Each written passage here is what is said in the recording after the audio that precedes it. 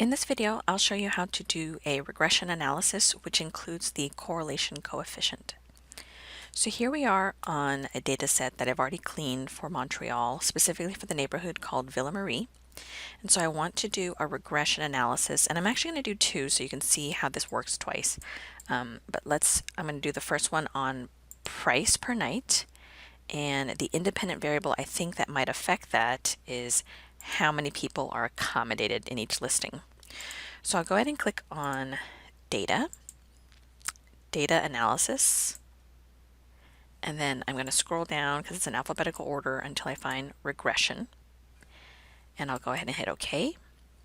So for the Y, remember this is the dependent variable, the variable you want to explain, and so that'll be our price per night. So if I click on price, I'll need to highlight all the numbers, or a quick trick if I click on prices, I hold Control, Shift, and down on my keyboard, and that will bring me all the way down to the last number.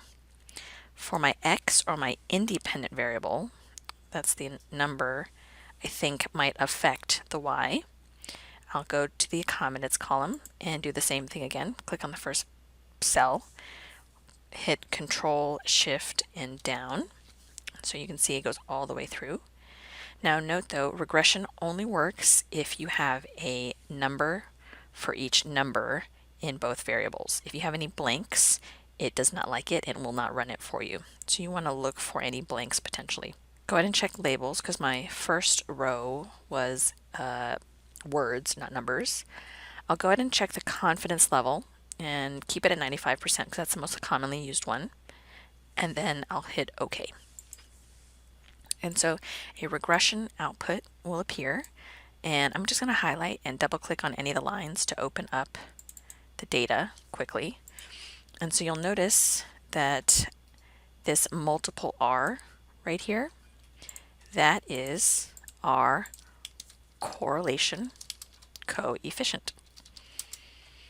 And then down below here is our regression analysis.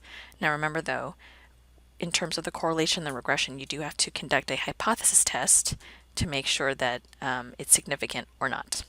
I'm going to go ahead and do one more regression analysis, this time with a variable that might have some blanks, so I can show you how to manage that. So again, we still are going to be working with a Y dependent variable for price, but let's say I'm curious about the security deposit and how that might impact price. And so for security deposit, I can see already that there are several cells that have blanks. So there's two ways you can handle this. First, you can go ahead and just sort with the little drop here from the filter option and go largest to smallest. And then when you run the regression, only select the cells that have numbers. The other option you can do is, if after sorting, you scroll down to find the blanks. And so you can see some hosts actually put in $0. You can also just fill in the remaining $0 for the blank cells. So I would put a zero here, and then when I click on that, there's a little box, and I double click. The zeros will get carried down all the way through to the bottom, and then I can rerun my regression using security deposit for my X and price as my Y. But now at least when Excel runs it, there'll be a number for each variable, so there's no blanks or missing information.